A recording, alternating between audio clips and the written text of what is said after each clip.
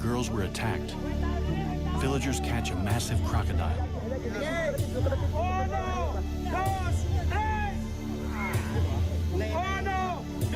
They hope it's the killer.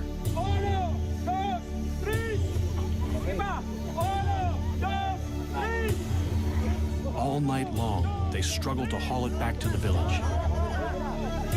It's alive, and it still wants to fight. It's clearly an exceptional animal. But the real question is, have they just caught the largest croc on record?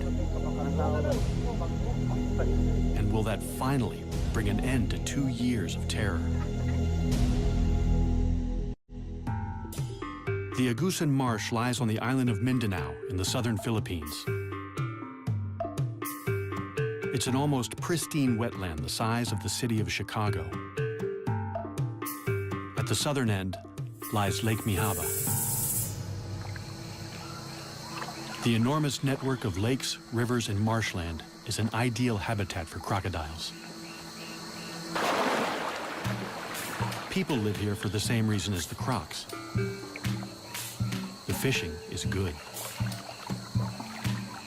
Some build their houses floating right on the water.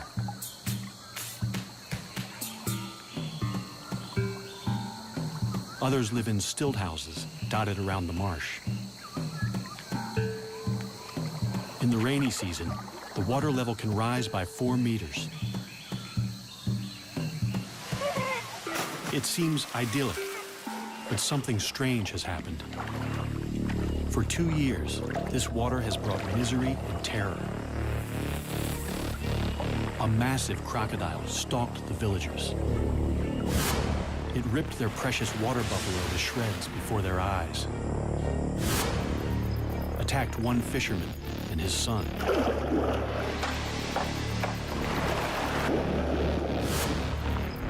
And snatched another man from his boat to eat him alive.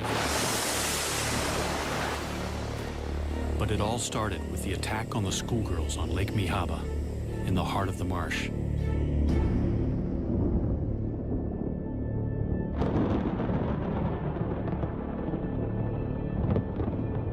It's 6 o'clock, already nightfall. 11-year-old Rowena Ruiz and her friend Echel Rodrigo are heading home from school. Fisherman Roy Dagas follows right behind.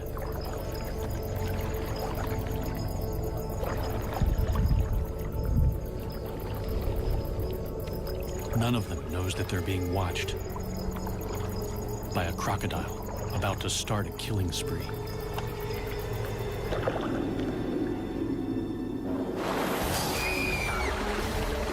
Sitting up front, Rowena never sees it coming. Roy saves Echel from what looks like a monstrous crocodile. But Rowena is decapitated. Seeing her head in the crocodile's mouth was disgusting. Later on, we found her body covered with banana leaves. It was really smelling bad.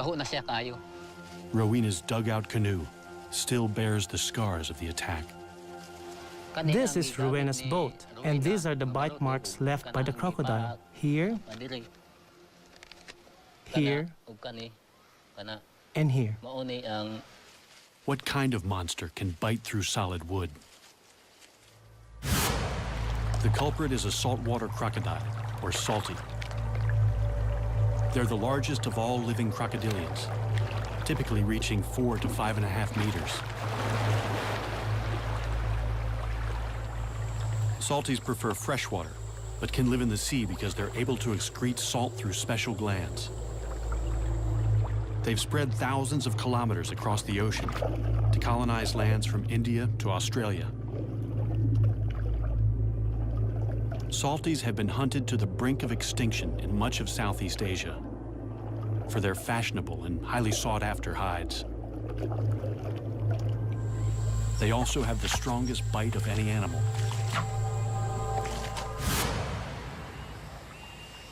The Agusan Marsh is one of the last strongholds of salties in the Philippines. Since 1994, the crocodiles here are fully protected. Killing one could land you 12 years in prison. The tables have turned. Now the people are being hunted. Roy Dagas is badly shaken by the attack. I was afraid that Ruina's parents would blame me for her death and kill me, since I was the one who picked her up. With a rogue crocodile in their midst, no one feels safe. But they have nowhere else to go. 70% of the people here make their living by fishing. We wouldn't get any work in town because my husband is a fisherman. So we have to stay here in the Agusan Marsh. We have no choice but to stay here. The people who live in the marsh are mostly an ethnic minority known as the Manobo.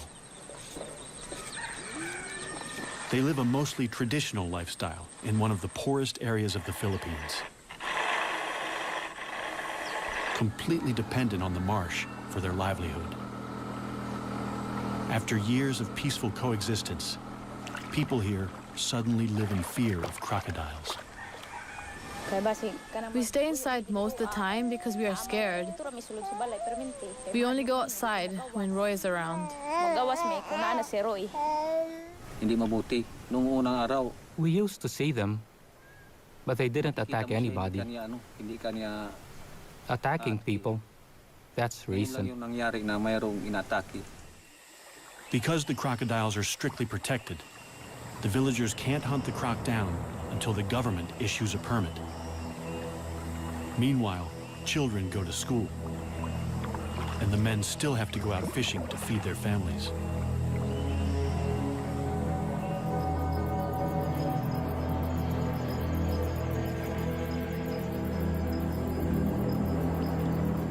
Roy's brother, Rinaldo Dagas, is fishing with his son at their favorite spot in the marsh, right in the beast's lair.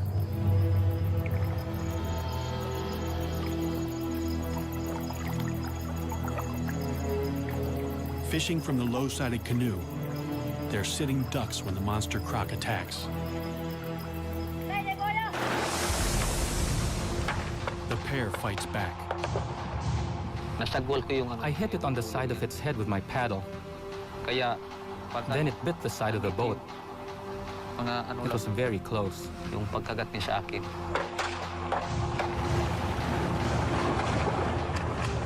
bolt to the bank for safety. Reynaldo cheats death, one of the few who live to tell the tale.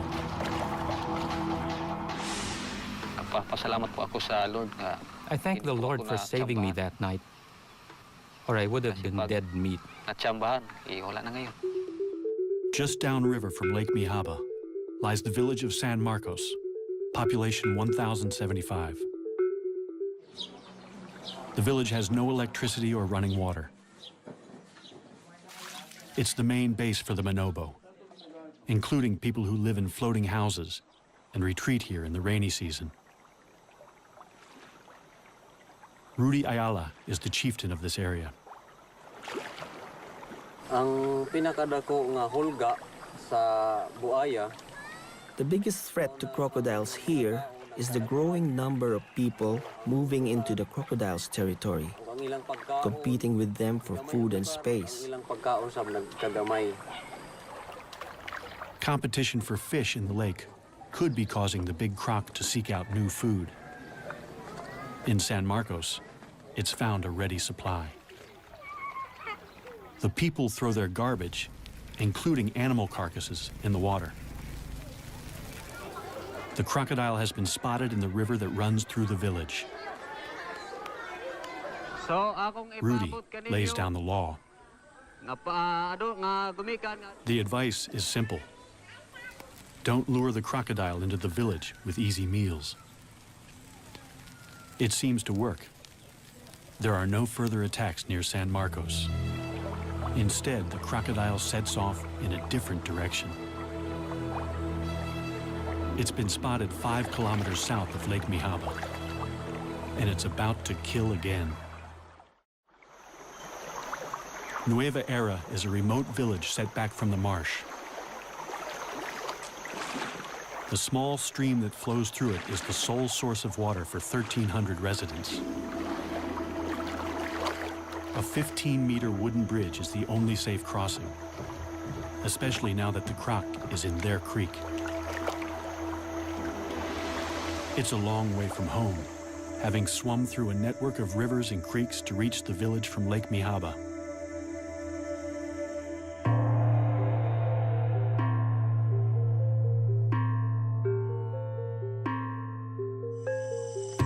Local farmer Daniel Oxtero has already worked a full day on the land. After dinner, he has to go out fishing, working a double shift to feed a wife and 7 children.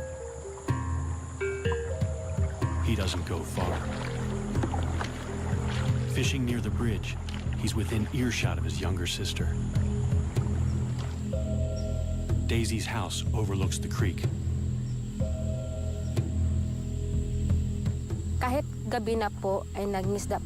Even though it was dangerous to be on the creek at night, Daniel had to go fishing so he could buy rice the next day and feed his family. Without knowing it, Daisy hears her brother's final moments. The night that Daniel disappeared, at about 9 p.m., it was dead quiet in the village. I felt like I was the only one awake. Then the dog started to bark angrily. Mga tahol ng aso, parang galit na galit ang mga aso. And then I heard splashes in the water. Very loud splashes. Malapit sa ilog namin na napakalakas na palo.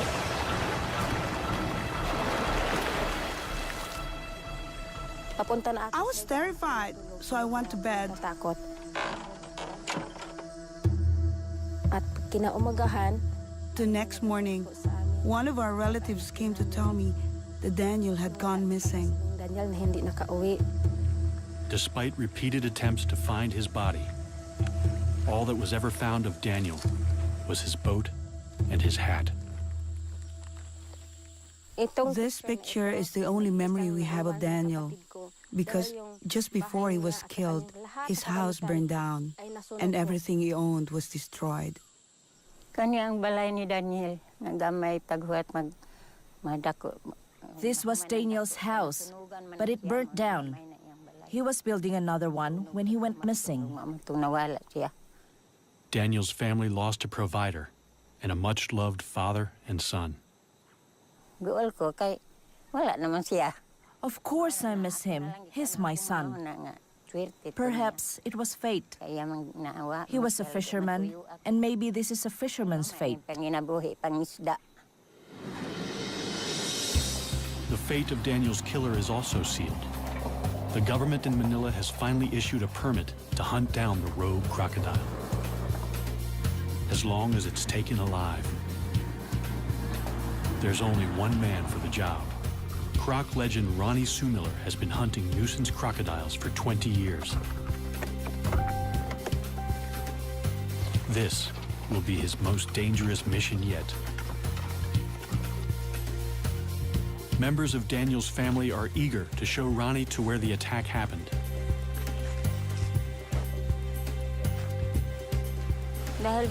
I really want them to catch that crocodile because I want to see if it ate my brother.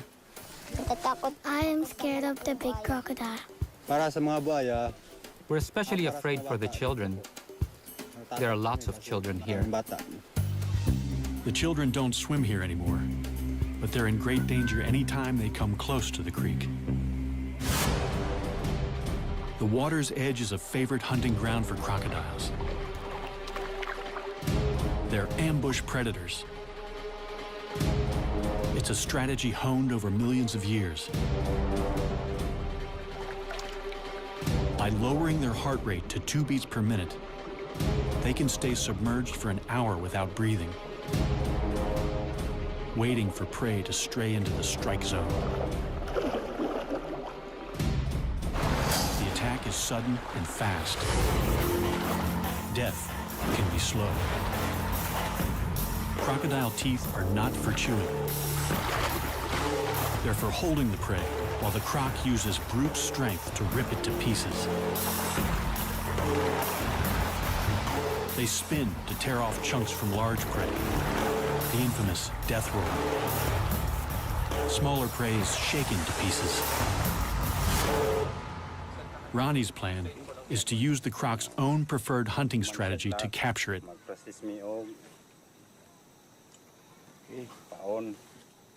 A morsel of chicken suspended just above the water is an irresistible lure. So that's the principle. When it is grabbed by the crocodile will run away, and this will close down. This will catch the upper jaw. In Ronnie's experience, a snare is least likely to injure a crocodile.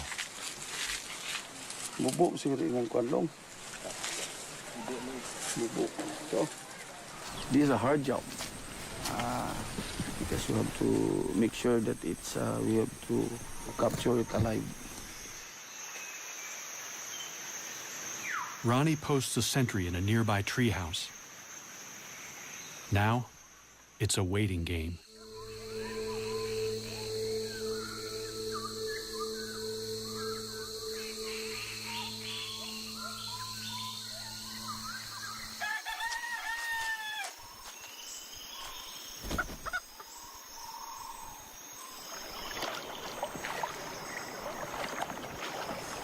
In the morning, the bait is gone and the trap is torn. A crocodile has done the impossible, snapped the steel cable, and escaped. The cable snapped. I think we're dealing with a much bigger crocodile than we expected. Ronnie sets more traps.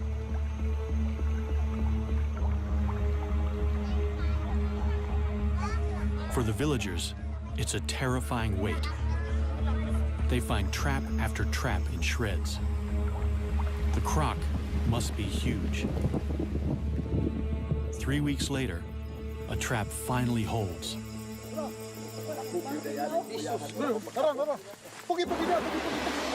This time, they've got it.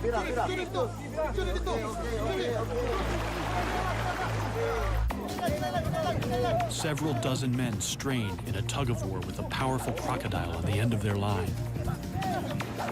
The beast is so heavy and so powerful that it takes several hours to haul it in. It's clearly no ordinary crocodile.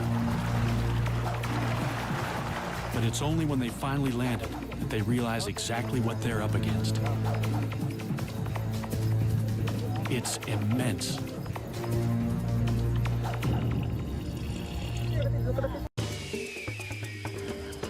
This show was created for you and your family to watch together. Welcome to Nat Geo Wild.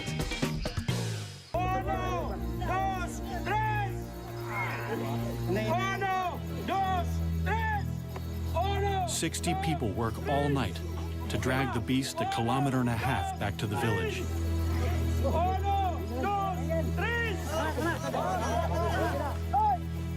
It's over a ton of muscle, power, and killer instinct.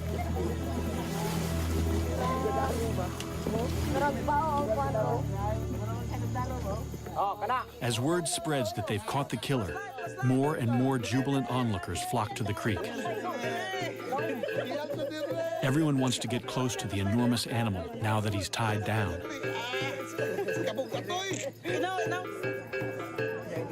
There's plenty of fight left in the croc.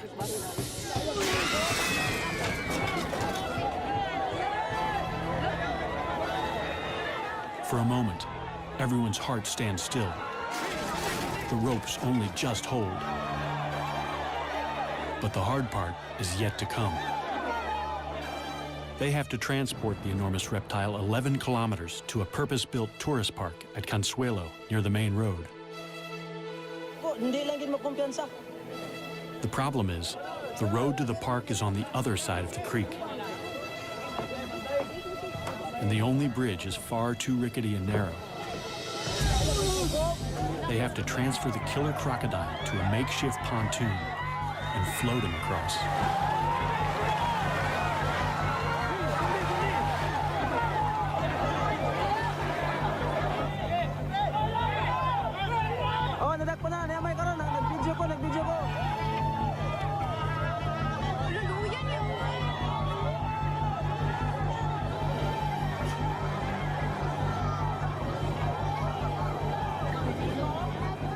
Finally, after they struggle for 24 hours,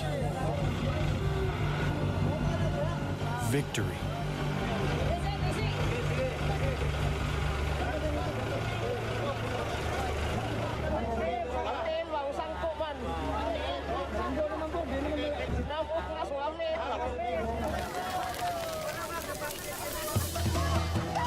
The party goes on deep into the night.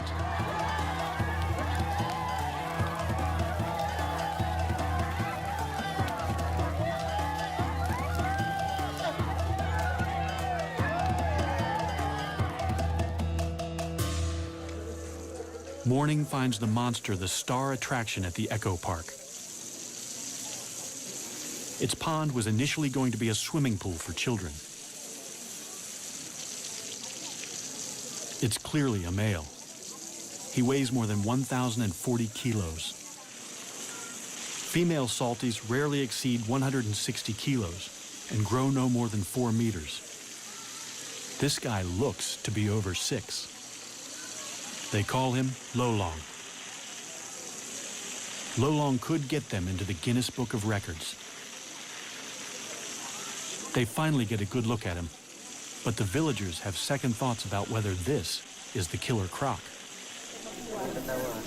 That's not the right one, is it? No, it's too small. In the cold light of day, they say that no matter how big he is, he's just too small to be the killer.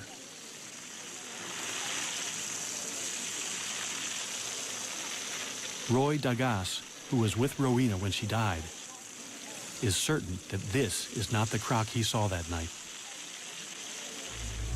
It's too late to prove Lolong killed Rowena 2 years ago. But Daniel Oxtero has only been missing a few months. Could his remains still be inside Lolong's stomach? Crocodiles swallow large chunks of prey, bones and all, without chewing. They have the strongest stomach acid of any animal. Flesh will be dissolved in days, bones in a matter of weeks. But they can't digest anything made of keratin. So horns or human hair and fingernails can remain inside the croc for months. It's a long shot, but the people are desperate for answers. They can't slice him open. The next best thing is to pump his stomach. As soon as news of the capture breaks, Ronnie rushes back to the village to look for proof. He inserts a length of plastic tube down the croc's gullet.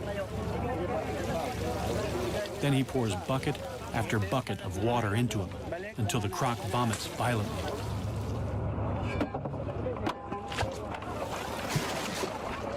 Ronnie doesn't find any human remains. The stomach pumping is inconclusive. It's possible they didn't get everything out, or that Lolong had coughed up a hairball before they caught him. It's also possible that another giant crocodile killed Daniel, and that it's still out there. Life is returning to normal on the island of Mindanao, but it's not safe to go back in the water. Giant crocodile sightings continue even after the capture of the monster croc Lolong. Ronnie Sumiller is called back for duty. I am going back to capture the big crocodile, bigger than Lolong, because the villagers are endangered. Lolong could have taken to the creeks because a more aggressive male chased him out of the lake. It's a frightening prospect. The first place to look is Lake Mihaba in the heart of the marsh. Agusan's crocs are notoriously shy, so the best chance of finding it is at night. We are going to Lake Mihaba to spotlight and hopefully to see large crocodiles. With a local guide, he ventures into the crocodile's world at the most dangerous time. Every attack so far has occurred at night.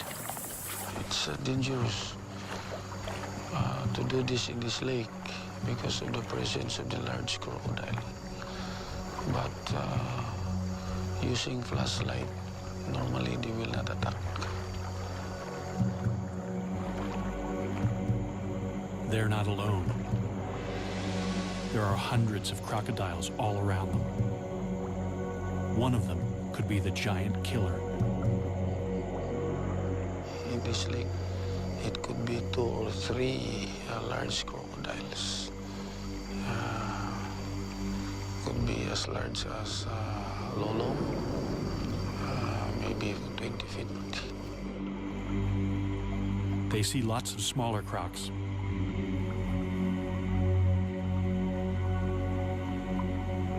Ronnie spots a likely suspect. Or it could just be the light playing tricks. This is the area where Rowena was attacked by the crocodile. So the boat was capsized. They don't want to be the next victims, so Ronnie calls it a night. Then he gets another break in the case. Near Nueva Era, he hears of a rare sighting of a giant crocodile in broad daylight. He misses it by only hours. Hello. Hello. Did you see a crocodile over here? Yes, at about 11 o'clock. So, this is where its head was positioned? Yes, with its shoulders over here. How big do you estimate its head was? It was huge, and he had his mouth open like this. With a stick, Ronnie measures where the head was, so he can estimate the croc's total length. I've never seen a crocodile like this.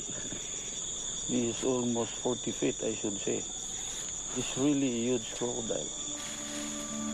Even for a skeptic, it's scary to imagine the croc that hauled out here.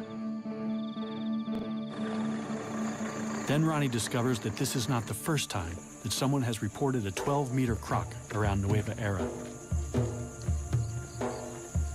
A few months ago, Javar Abdul saw a colossal crocodile take down his prize water buffalo, or carabao. Imagine the croc that could take down one of these. A fully grown carabao weighs almost 500 kilos. Losing an animal like this is like losing a tractor. They are our livelihood. We use them to plow the fields and to haul logs. It was a huge loss for me because it was the only carabao I had. The monster dragged the massive carabao downstream, but got stuck under the bridge, so Javar got a good look at the culprit. So why couldn't the croc pull the carabao under the bridge? The water level was too high, so the legs of the bridge were blocking it.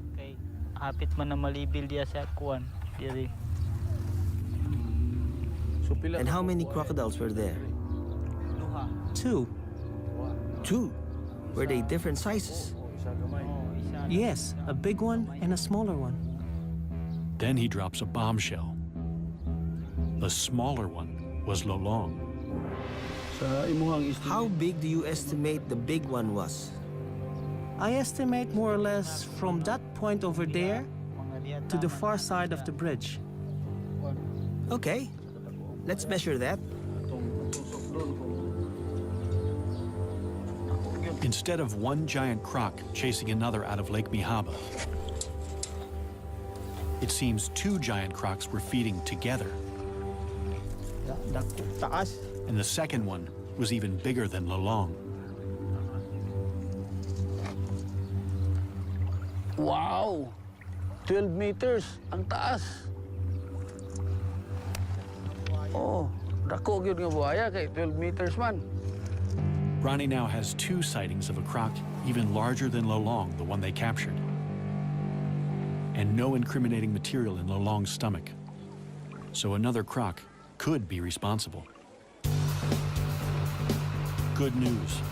An expert is on his way to measure Lolong and see if he's a contender for the world's largest croc. Dr. Adam Britton is the go-to guy for crocodiles for the Guinness Book of World Records. He certified the current record holder only a few months ago. At 5.5 meters, Australia's Cassius clay is the world's largest captive crocodile.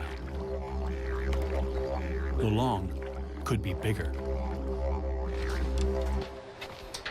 Nothing can prepare Adam for what he's about to see. Here we go, Adam. Let's So see this Lolong. is Lolong. Yep. Oh my God. Oh, he's absolutely huge.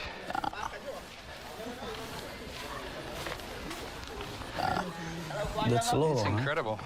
Yeah. So really huge. I think he's the biggest crocodile I've ever seen. To qualify for the Guinness record, Adam has to ensure Lolong lies perfectly flat and dead straight. So how do you measure a giant man-eater? It would be good to do it actually down the crocodile's back. Very carefully. I'm actually going to inject him with 2 different drugs. One is a muscle relaxant, and the other one is Valium. So he'll actually, hopefully, be quite happy while we're measuring him. While he's under, Lolong is in danger of overheating, so he must be constantly hosed down. Adam has never sedated a crocodile this big before, and he's not sure how long it will take. But it's a large crocodile, and it's going to take a long time. Relative to how long it normally takes, it's going to take a long time for this drug to actually take effect. First, he has to get the needle into the monster croc. Adam gets dangerously close to the largest salty he's ever seen. So yeah, Ronnie, if you can keep a close eye on him. Yep. You see, he's got his left legs backwards, so he's still quite relaxed. But look for any signs like he starts to lift himself up or starts to move his head. This is now in a relaxed position. That's he's in a relaxed position right now. Yes, I can get out of the way quite easily, and I'm going to go that way if anything happens. Adam has nerves of steel, but Lolong reminds him who's the boss. He felt that.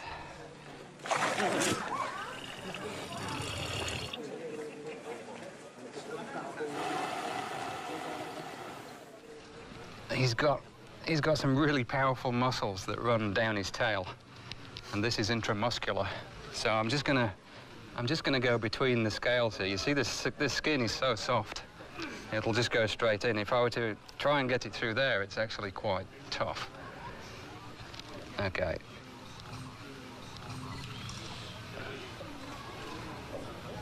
Oh.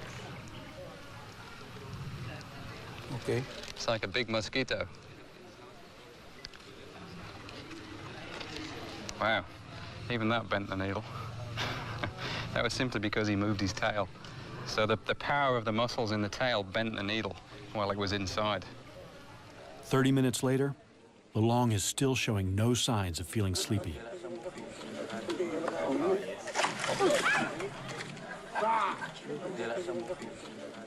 It's actually good. Every time he swings like this, then his blood is pumping.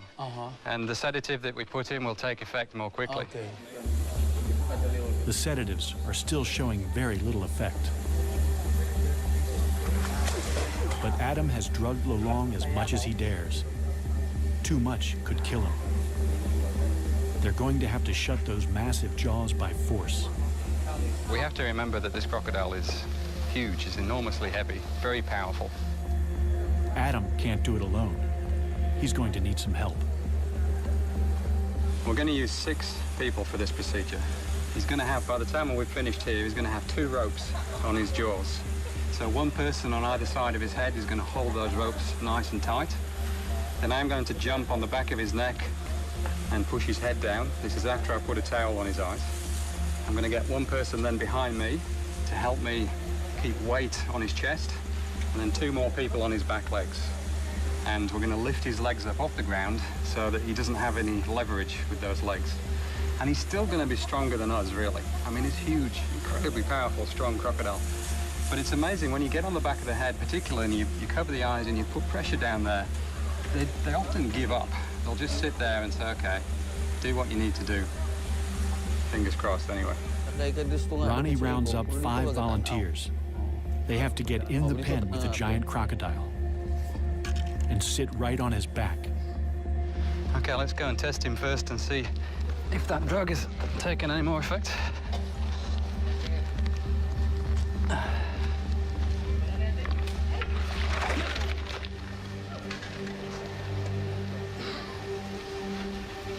Yeah, just poke him, just touch him gently there. You see the way he tried to flick his head then?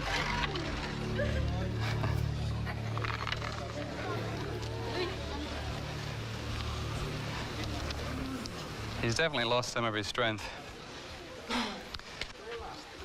They place towels over Lolong's eyes to help keep him calm. Okay.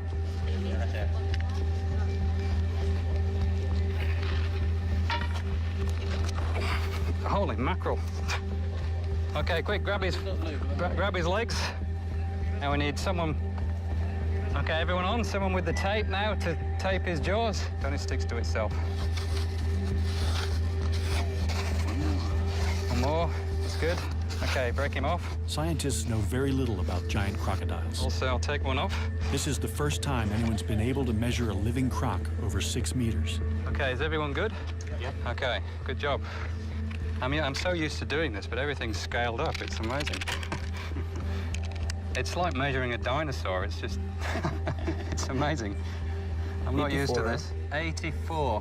84, what was the name? 84, that's the interorbital.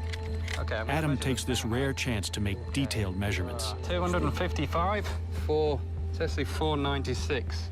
What do you say? 450? Finally, yeah, okay, 450, the one exactly. everyone's waiting for. Now for the moment of truth. Dr. Adam Britton is going to measure snout to tip along the curve of Lolong's body. Yeah, that's good, yep. All right, just make sure this goes straight down the middle again. This is the one that has to be.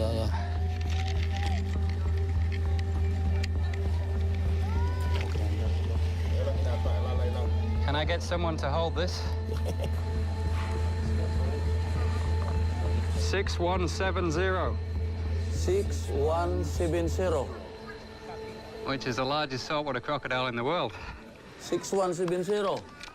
In fact, that's the largest crocodile in the world, full stop. 6170. Lolong is 6.17 meters long, the largest known living crocodile, by more than a half a meter. Time for a photo opportunity as Adam declares a new Guinness World Record. The official size of Lolong is 6.17 meters.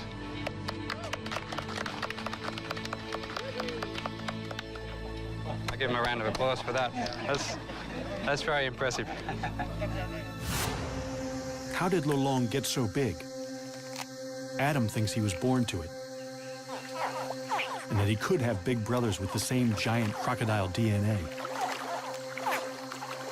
As with humans, nurture is just as important as nature. Crocs grow most when they're young, but any stress inhibits growth. Only 1 or 2 siblings in a clutch reach their full potential. In his formative years, Lolong must have had plenty of food and few competitors. There were also far fewer people in the marsh to stress him out with their outboards and dynamite. Adam has what he's come for, but getting off again is almost as hard. Everyone from the back.